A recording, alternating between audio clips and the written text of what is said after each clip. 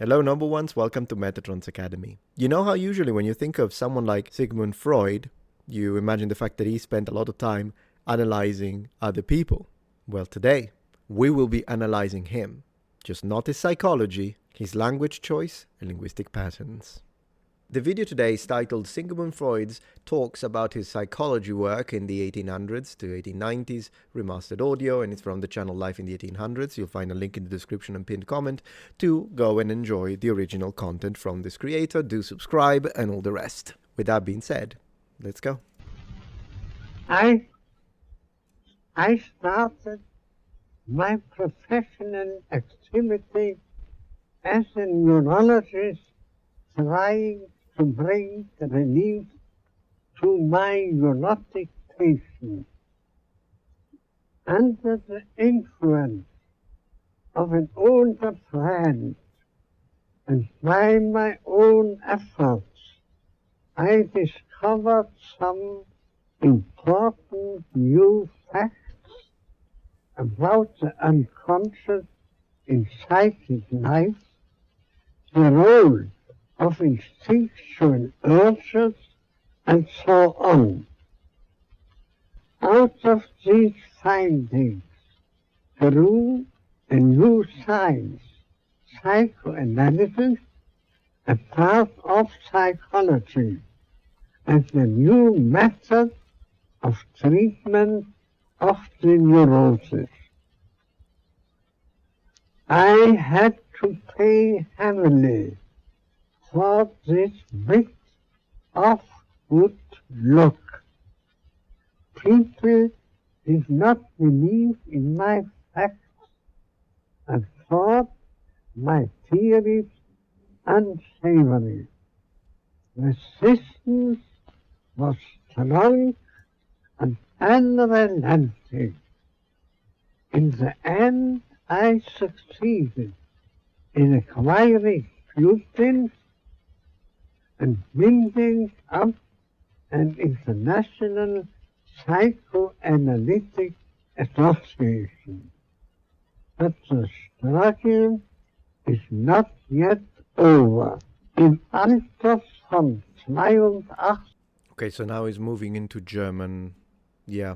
Man, I did not expect that. It's the first time that I hear Freud's actual own voice and already have a lot of things to say. I do have a hint of something that I noticed, but the fact that now we can listen a little bit to German, I want to see, because he speaks extremely slow. Does he do it in German as well, or does he only do it in English? Because if it's the case that he only does it in English, there could be a language barrier, but if he does it in German as well, then it's a speech pattern. Von 82 Jahren It's the same. verließ ich infolge der deutschen Invasion mein Heim in Wien und kam nach England, wo ich mein Leben in Freiheit zu enden hoffe. It is identical. Okay, so it is not a language barrier. Like, for instance, imagine if he speaks English, but maybe he's not fluent, so he needs to take his time. No, he does the exact same thing in German. So based on what we could see in this brief recording, I'm noticing a few things that we can consider when it comes to his pronunciation, accent, and enunciation patterns. Do keep in mind, however, that in this recording, Freud was 81 years old, and he was already suffering from an incurable jaw cancer, with every word being an agony to speak. So even though it is a characteristic of the way he speaks, it might be pathological in nature, and it might not have reflected the way he spoke naturally, not only in his youth and middle age, but in general. Of course, the first thing I'm noticing is a heavy German-Austrian accent, and in fact, this coincides with the sources that describe the way he spoke. His English is described as having a pronounced German accent, which will be expected given his Austrian origin and the fact that he only moved to England months before this recording. And also, we do need to underline the fact that as an Austrian, we're noticing that he seems to prefer a rolled, trilled R over the uvular R that you normally would expect in High German of the, for instance, Berlin accent. So would he have said warum? Would he have said warum? Who knows? Probably the latter. even a very brief and superficial linguistic analysis of his pronunciation reveals typical German phonological patterns. Notice how his S's at the beginning of words are pronounced like a Z. It is, however, possible that the slow and deliberate speech was a combination of mostly his medical condition, but also the characteristic of being an academic and a teacher and a professional. And one thing that I'm noticing is a measured cadence. This is not because of his illness, it's despite of it. In fact, this recording, for what I can hear, reveals his characteristic intellectual precision. Note how each word appears to have been carefully selected into a quite obvious structured thinking. And this aligns with his meticulous approach to psychoanalysis.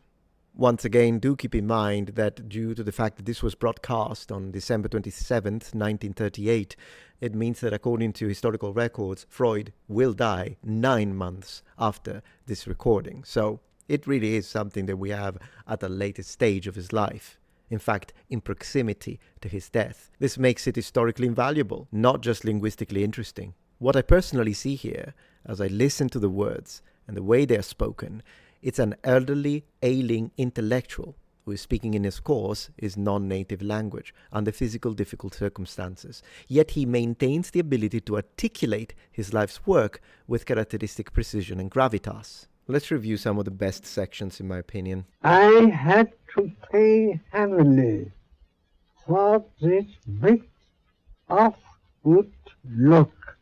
Of good luck. Even the F is strongly pronounced and enunciated, while a native speaker would just say of. People did not believe in my facts and thought my theories unsavory. Even this shows a strong level of confidence. He calls them facts. People did not, it doesn't say people did not believe in my propositions, or people did not believe in my theories, or people didn't know. He calls them facts. People did not believe them and found the theories unsavory. It's the people's fault. And I can understand that. This probably must have got a lot of resistance. I mean, who hasn't? Whenever there is new ground to be broken, there is always resistance. It is interesting, however, to consider this. As long as it's good faith resistance, resistance is the base of discourse in academia. Whenever someone proposes something, including Einstein, for instance, it's not like just because Einstein said it, then we all have to agree with it and no one can say anything because it's too important. That's not how academia works. That in fact would be a fallacy of authority. We have a name for it. Instead, as any academic, you want your work to be attacked because it is only in the resistance and defense to those attacks that the value of your work and research can really shine, as it resists, right? And if you're wrong and someone can prove you wrong, you want that. You wouldn't consider them enemies. I'm not saying that that's what Freud did, but I'm just saying let's not misunderstand this. The idea of, and people do this in our days. So we do have sometimes academics that just, this is how it is, and you have to listen to this, and you're not supposed to say anything, but that's not academia. That's not how it works. Particularly when we present new information. I mean, have you seen how people reacted, the scientific community, to the first theories of quantum mechanics? Yeah, you might want to go and read that because a lot of people were against it. And of course, it takes time and it takes testing for a hypothesis to become a theory, to then become a law, right? Different degrees within the academic realm of science. But in general, the resistance is normal and it's part of the process.